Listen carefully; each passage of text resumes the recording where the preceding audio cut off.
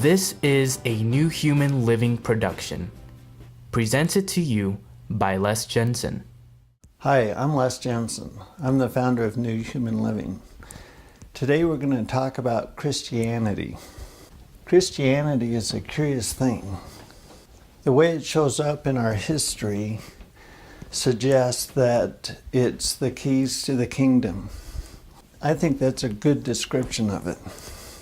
But to understand the nature of being a Christian, a pure Christian, that is brave enough to have a bold dream, strong enough to engage it with heartfelt action, and approaching it from an open heart of compassion for all of humanity. When those three things are honored, are valued with intention and attention, then the Christ within us, the Christian within us, becomes revealed. And when that happens, when that action happens, and the reason the action happens is your intention is fulfilled by your giving it your attention, your intention to fulfill it, and you actually schedule the time and fulfill it with your attention. The Christ is revealed. The divine, the Father and I are one. Christ the Father, Christ the One. When you're in perfect alignment with God, karmically, you experience that Christ consciousness. Christianity is guilty of huge karmic tragedies to humanity. Christianity has been the crux of some of our highest karmic penalties that we've paid. And why do I say this?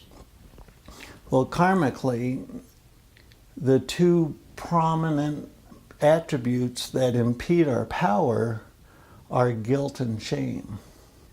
And when I mean karmically, when I talk about karma, I'm talking about the opposite of our power. So if we have a lot of karma, we have a little power.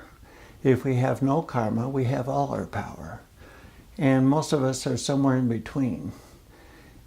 Humanity on the planet now is pegged against the fear bar. We have gone to the edge of life itself. War, famine, depression, control, manipulation, extortion, betrayal, all the human emotions, the really heavy ones that karmically are very expensive to carry are guilt and shame. And guilt and shame came out of the notion of sin. And sin is the notion of religions. When religions talk about sin as a good or a bad thing, they're karmically creating a tragedy in that moment. Because in truth, God divine is like a blank sheet of paper in every moment. Source, the field, whatever you want to call that creative impulse. God is a very common term with it, but you can give it another name too, like source or consciousness or life expressed or the impulse of creation. Many books have been written about that. Imagine this scenario. You're all sitting in a class and you're taking a test. And you're studying for the test, and it's God's test to see if you can create or not. Or karmically, where are you on the spectrum? Do you have power or do you not have power?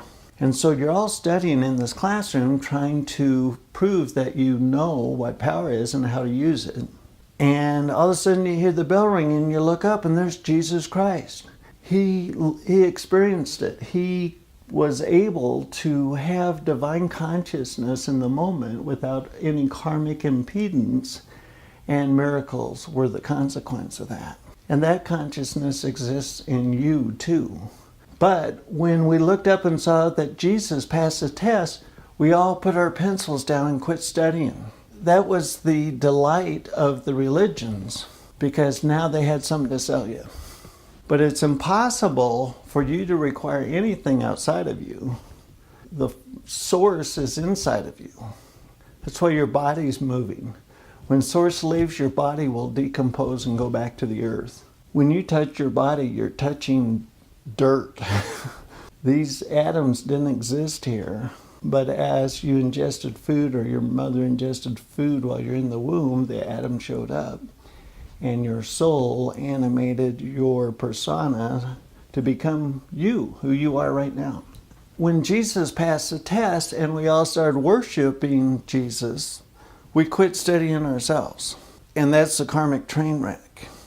To laden us up with guilt and shame was to take huge amounts of our power and transfer it into our karma. And when you have a lot of karma, your storyline stops changing and it becomes a repetitive pattern, a karmic propensity, a momentum, if you will, in your life story. A very singular genre in the possibilities of what you could be living. If you imagine all the choices that you could be living in your life now, imagine a DVD store. You can go in and there's action and mystery and drama and all kinds of genres. And your life has the potential to be living any genre, but the probability of that happening relates to how much karma you have. Because if you have laden up with shame and guilt based on typically your family of origin's judgment of what is right and wrong, then generically you're stuck. You're karmically a singular. You're not moving around. There's no breeze, there's no flow, stagnant air, stagnant water, no change. It's like hitting pause on your DVD movie. Nothing's going to change. But when you become cognitive of that and you can jump in and clean up your karma yourself or through cooperative practices with others, then your purity increases. When Jesus passed the test, he made himself pure. And when you make yourself pure, pure love, there isn't any judgment. It's unconditional love. And what does that mean? That means that in all of history, every choice that ever existed is on the table. You can think of all the tragedies that are being played out in life. War, deceit, exploitation, greed, whatever. And all of those are karmically polarized. And our culture is living out a particular genre or experience. And just look at the movies and the videos and the news that is put out, and it paints a very karmically saturated storyline playing out. High polarity and drama and fear. But when you think about the test that we were all taking, and Jesus being the first one to actually live it, the experience he had is available to you now because the universe is always willing to fulfill the expression of the moment, and that's life itself. If we were to pick our pencils back up and start studying to get ourselves to that place, that would be what new human living is all about. The infinite potential within each one of us. It's like God is standing there with a pile of 8.5 by 11 pieces of pure white paper. And in every moment you get a fresh sheet. In every moment it's like a blank canvas. It's like going in a movie theater and there's no film loaded yet and pure white light is being broadcast on the screen. Well, that light doesn't care what film is put in the projector. It has no bias whatsoever. And that's what unconditional love is about. It allows the perfect expression of the intention of the moment, bar none. Regardless. God is not karmically polarized. God is unbiased. God is the light bulb. Source is the light bulb. That infinite field of expression is the light bulb. And what we're experiencing as our own unique point of presence in this holographic expression of consciousness, what we are is a karmically laden human being, which is an animal like a dog or a cat. We have a DNA that says we're upright, we have 2 legs, 2 arms, and an insane ability to trip over ourselves. But that's going to change. So when you start paying attention to what the test was about, and you go inside yourself and start cleaning up your karma, and start having more and more unconditional love for humanity, then you reach a point in your vibration within your being, the purity of yourself, if you will. God is pure, so to see God, you need to be pure. Blessed are the pure in heart, for they shall see God, or know God, which is that infinite field of expression now, totally unbiased, like that blank sheet of paper or that movie screen with no film in it yet. That's God saying, show me who you are. Be your most authentic self. And when you do that, then God can show up as you. Jesus said, well, surely you're going to do everything I've done and more. I mean, come on, belly up to the bar. I'm sure Jesus had a good time. Whatever your life story is perfect. Whatever your karma is perfect. Whatever you've done in your past, you're immediately forgiven. You're immediately forgiven because in truth, you're holding the keys to the kingdom in your hand. You've always had the keys. The Father and I are one now. You are God incarnate now. The kingdom of heaven is within. Ask and it is given. That's the whole cycle right there. Desire fulfillment. So you have the keys to the kingdom now. If a religion wants you to pay attention to the front of the room, they're distracting you from the fact that you had the keys right now. There's no salvation.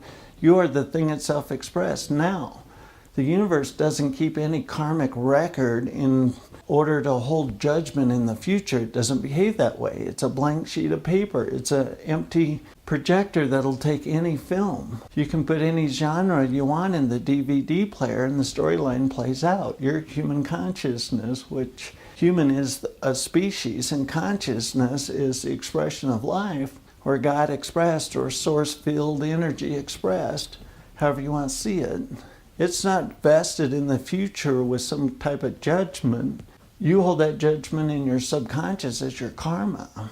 And energetically, there's an immense amount of energy in there that creates the karmic propensity of having the same experience as time progresses. So you can do all the miracles. The universe isn't going to change in the future to make the miracles possible. The miracles are possible now. Every miracle that ever happens ever is possible right now.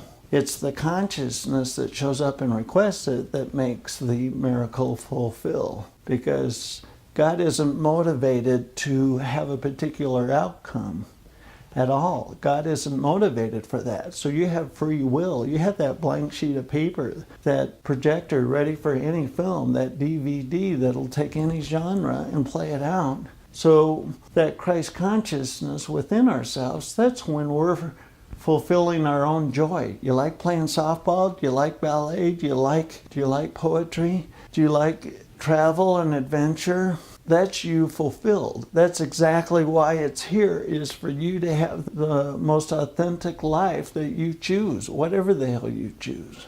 There is no sin and there's no judgment. Get your Christ consciousness on and start living your Christian values. Be pure in heart and take action on the impulse of your heart are two good steps to get started with. When you have inspiration and you know it's from your heart, write it down.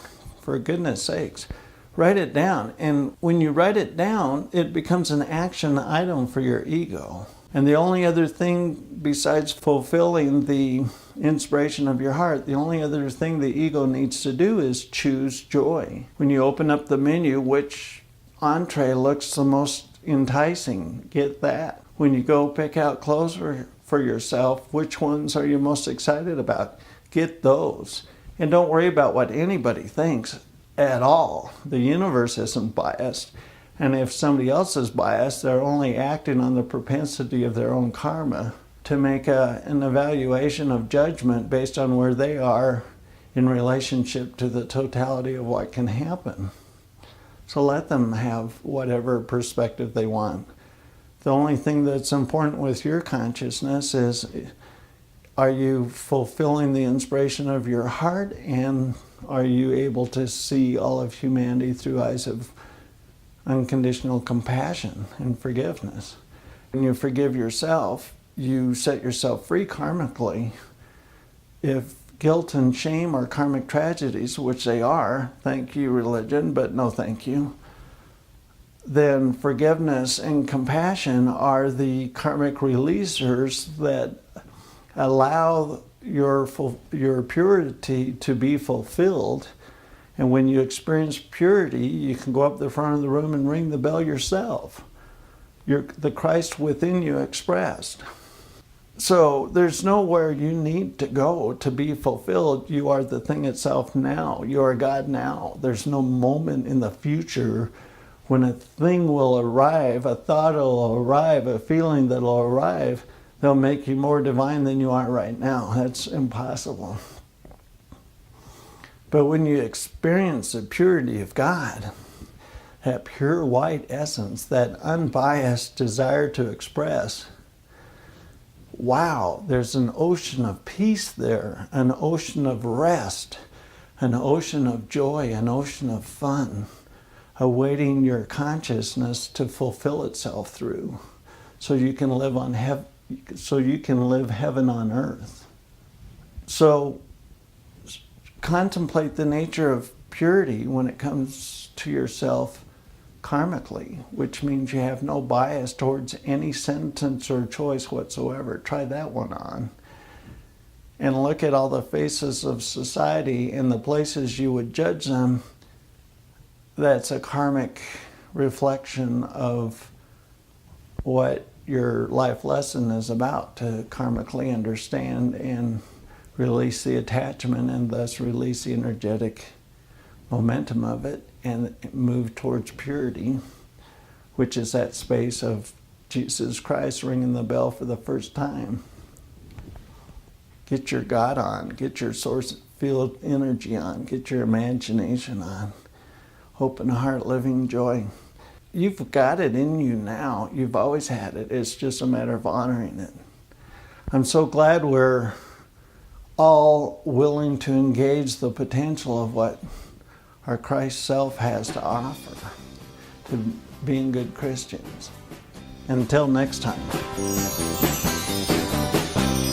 This has been a New Human Living podcast, presented to you by Les Jensen.